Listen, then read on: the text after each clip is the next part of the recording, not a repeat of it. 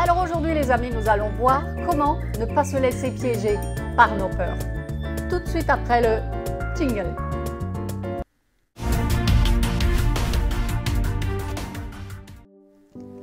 Alors bienvenue à vous tous. Bonjour tout le monde, j'espère que vous allez bien. On est très heureux de vous retrouver pour une nouvelle vidéo aujourd'hui. Spark Bible au cœur de la parole. Au cœur de la parole. Et aujourd'hui nous allons parler de nos peurs. Alors on dit qu'une ornière est une tombe qui s'étend à l'infini. Une fois qu'on est dedans, il est très difficile d'en sortir. Surtout quand on s'y sent à l'aise. Alors c'est vrai que de nombreuses personnes tombent dans des ornières et s'y enferment pour différentes raisons. Alors c'est sans aucun jugement envers qui que ce soit. C'est juste des conseils qu'on voudrait vous donner. Alors c'est vrai, certains tombent dans des ornières de facilité et parfois se laissent porter. Par leur entourage, par la société tout simplement. Et d'autres peut-être sont tombés dans cette ornière à la suite d'une maladie, un deuil, une dépression, et il y a des peurs, il y a des craintes pour sortir de cet environnement peut-être protégé. Et ils ont énormément de mal à s'en sortir. Oui, leur sécurité est très limitée. Et en fait, cette ornière, c'est un peu comme une bulle. Et très vite peut s'installer aussi la peur d'en sortir avec une certaine oppression. Et à ce moment-là, toutes sortes de pensées peuvent venir. Qu'est-ce qui va m'arriver si je quitte cette bulle? Peut-être je vais être dans une situation pire. Qu'est-ce qui m'attend dehors? On va me rejeter. Aujourd'hui, j'existe parce qu'on s'occupe de moi, parce que je suis dans telle ou telle situation. Et plus cette bulle est large, et notamment lorsqu'elle est psychologique, notamment, eh bien, il est de plus en plus difficile d'en sortir. Alors, mais on peut. Ne laissez pas le plan de Dieu pour vous, qui est d'être libre, entravé par vos peurs. Oui, amen. Nous lisons dans le livre de Galates, au chapitre 5, au verset 1, c'est pour la liberté que Christ nous a affranchis. Demeurez donc fermes et ne vous laissez pas mettre de nouveau sous le joug de la servitude. J'aime bien « de nouveau ». Et nous pouvons lire également dans 2 Corinthiens 3, 17, où il est dit « Or le Seigneur, c'est l'Esprit. Et là où est l'Esprit du Seigneur, et la liberté. Est la liberté. Oh, amen. Alléluia.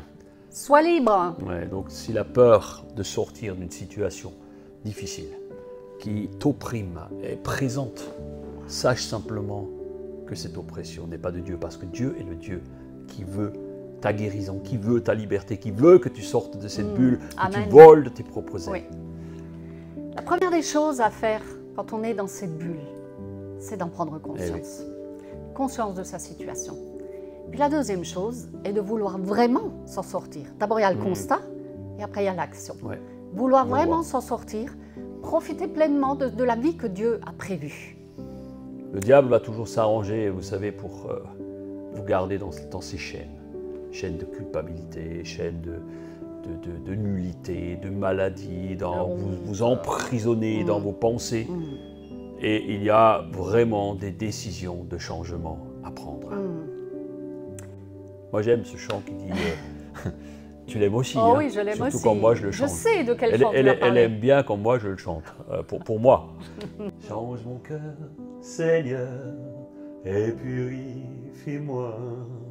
Change mon cœur, Seigneur, que je sois comme toi. Et la suite c'est Jésus, tu es le potier, je suis l'argile. Mais parfois l'argile il crie ça fait mal. Je me suis endurcie et je veux résister au changement. Je résiste au changement. J'étais bien comme j'étais. Et dans Jérémie aussi, quand il parle du potier, il le dit, c'est le vase qu'il a fait n'a pas réussi. Et puis il va parler à son vase et puis il va dire, bon, tu me plais pas. Il va l'écraser et puis il va en refaire un autre jusqu'à ce qu'il soit bon. Voilà. Le potier façonne les vases. Et c'est vrai que vous en avez peut-être vu des potiers déjà. Tous les vases qu'il a façonnés n'ont pas réussi du premier coup. Alors qu'est-ce qu'il fait? Il l'écrase, il le remet sur son tour, il l'écrase, il le malaxe et il refait à nouveau tel qu'il l'avait prévu dans son imagination. Voilà. Il a fait le plan et ça ne marchait pas. Bon, voilà. À l'image de Dieu. Le vase va être à l'image de Dieu. Donc, exact, on voudrait juste vous rappeler qu'il y a une vidéo, le culte du 6 juin, que vous pouvez retrouver en replay, qui s'appelle « Fait à l'image de Dieu ». Et on vous invite à revoir le replay si vous ne l'avez pas vu. Mais il est impossible de devenir ce que Dieu veut qu'on soit, ou ce qu'on pourrait être, si on résiste au changement. Oui. Eh oui, si l'argile est endurcie, s'est asséchée, il est impossible de changer quoi que ce soit. Alors il existe 2 types de changements. Le premier, il est le plus facile, mais le plus facile à entendre, mais le plus facile à appliquer. Pas forcément à appliquer. C'est comment opérer le changement. D'abord, la première chose, c'est opérer le changement sur soi-même. Voilà. L'astronaute James Irwin a dit « On pourrait croire que se poser sur la Lune était d'une rare précision scientifique.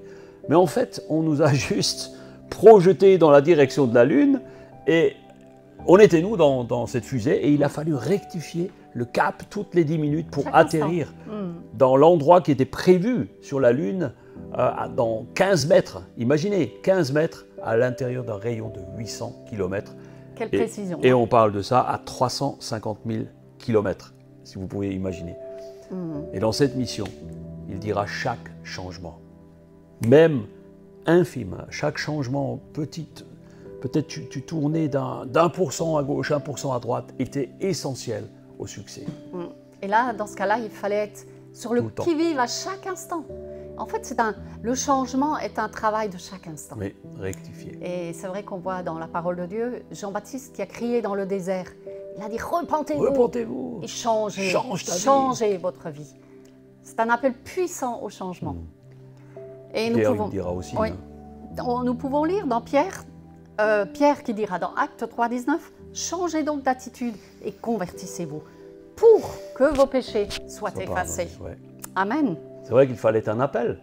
Pierre a prêché, mais il y a eu un appel. Les gens ont dit « Qu'est-ce que nous devons faire ?» Pierre a dit « Maintenant, voilà ce qu'il faut faire, naturellement. » Quand il a dit « Repentez-vous », j'imagine que tous n'étaient pas là en train de dire « Ouais, alléluia ». Non, il y a une résistance au changement parce que l'homme déteste le changement. L'homme aime être dans une bulle de sécurité. Et nous en faisons partie tous. Mais alors, nous vous encourageons. Il faut regarder les choses en face. On n'aime pas les changements. Alors, on essaie d'y résister. Ou alors on procrastine et on essaye de les repousser. Oh, je ferai ça demain. Demain, je mangerai moins. Demain, j'irai. Pourtant, c'est la seule chose qui apporte une croissance. C'est la seule chose. Et la Bible nous dit dans Proverbe 13, au verset 18, « Pauvreté et mépris pour celui qui rejette l'instruction. Mais celui qui tient compte de la réprimande est honoré. » Amen. Le sage est prêt à changer d'avis. L'insensé, jamais. Voilà. Si vous avez besoin de franchir ce cap, et que la peur de sortir de votre situation, qui, même si elle est déplaisante, vous rassure, eh bien, nous voulons simplement vous y aider au travers de la prière. Vous pouvez nous laisser un commentaire en bas, demander la prière aussi par Internet. Vous allez sur le site vie-chrétienne.fr. Et aussi les encouragements que nous pouvons vous apporter à travers ces capsules. Donc la première chose, il faut le décider. Il faut activer ta foi, la bouger et ensuite te bouger. Amen. La peur du changement ne doit pas vous empêcher de vivre la plénitude du plan que Dieu a prévu pour vous. C'est vrai. Donc là, on a parlé du premier changement qui nous incombe. Après, il y a le deuxième changement. Le deuxième changement est opéré par notre Seigneur. Qui n'est pas plus facile, parfois. Qui n'est pas plus facile. Non. Il est opéré par Dieu lui-même. Il veut développer en nous les traits de caractère de Jésus.